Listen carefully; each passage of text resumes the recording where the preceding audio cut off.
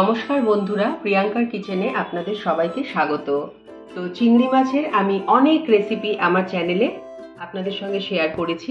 আজকে চিংড়ি মাছের একটা খুব মুখরোচক রেসিপি আপনাদের সামনে নিয়ে আসতে চলেছি, তাহলে পুরো ভিডিওটা দেখতে থাকুন। একটা প্যান বসিয়ে নিয়েছি আর দিয়ে দিয়েছি পরিমাণ মতো সর্ষের তেল। তেলটা আমার আনানো হয়ে গেছে।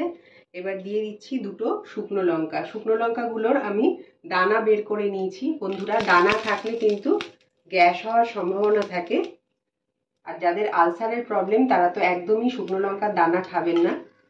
তো আমাদের বাড়িতেও শুকনো লঙ্কার দানা খাওয়া হয় না, তো তাই জন্য আমি দানাগুলো বার করে নিয়েছি। এবার লঙ্কাগুলো হালকা করে ভেজে নেব।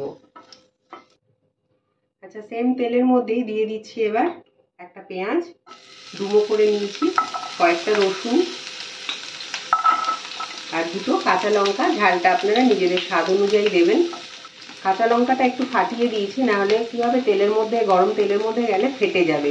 আপনারা চাইলে কাঁচা লঙ্কারও দানা বের করে নিতে পারেন, কিন্তু যাদের পেটের সমস্যা আছে। তো গোল্ডেন ব্রাউন হওয়া পর্যন্ত আমি একটু ভেজে নেব। পেঁয়াজ রসুন লঙ্কাটা আমার গোল্ডেন ব্রাউন হয়ে গেছে। আর এখানে নিয়ে নিয়েছি আমি 10 পিস চিংড়ি। চিংড়িটা আমি নুন মাখাইনি, হলুদ মাখিয়েছি শুধু, নুনটা পরে মাখাবো। তো চিংড়িটা আমি দিয়ে দিচ্ছি। মাছগুলো সব আমি উল্টে পাল্টে দিয়েছি ভালো করে। তো আমার এই রান্নাটা কিন্তু বন্ধুরা নতুন গৃহিণীদের জন্য। আমি জানি অনেকেই আপনারা জানেন, যারা জানেন না তারা বাড়িতে অবশ্যই আমার মতো করে একবার ট্রাই করবেন। আর যদি ভালো লাগে একটা লাইক করতে ভুলবেন না, আর সাবস্ক্রাইব করে আমার পাশে থাকতেও ভুলবেন না। তো আমি এখন গ্যাসটা অফ করে দিচ্ছি আর ঠান্ডা করে নিয়ে তারপরে দেখাচ্ছি নেক্সট পার্টটা। এই মিক্সটাকে আমি মিক্সির মধ্যে নিয়ে নিয়েছি ঠান্ডা করে। এবারে মিক্সিতে আমি বেটে নেব। আপনারা শিলনোড়ায়ও বাটতে পারেন, শিলনোড়ায় বাটলেও কিন্তু খুব ভালো টেস্ট আসবে। এবারে আমি বেটে নিয়ে ফেরত আসছি। দেখুন, আমার পেস্টটা করা হয়ে গেছে। একদম মিহি পেস্ট করিনি।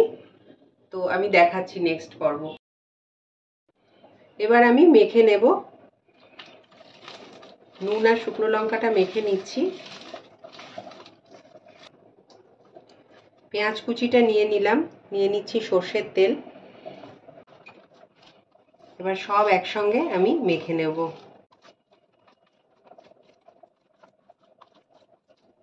গরম ভাতের সঙ্গে কিন্তু বন্ধুরা অসাধারণ খেতে লাগে। আপনারা আমার মতো করে বাড়িতে একবার ট্রাই করবেন। আর একটু সর্ষের তেল আমি ওপর থেকে দিয়ে দিচ্ছি। কাঁচা তেলের গন্ধটা খুব ভালো লাগবে। তো আমার চিংড়ি ভর্তা একদম রেডি। তো বন্ধুরা, তৈরি হয়ে গেছে আমার আজকের গরম গরম চিংড়ির ভর্তা রেসিপি। গরম ভাতের সঙ্গে কিন্তু দুর্দান্ত লাগে বন্ধুরা। অনেকেই হয়তো জানেন এই রেসিপি, কিন্তু যারা জানেন না বা যারা নতুন গৃহিণী তাদের জন্য আজকে আমার এই রেসিপি।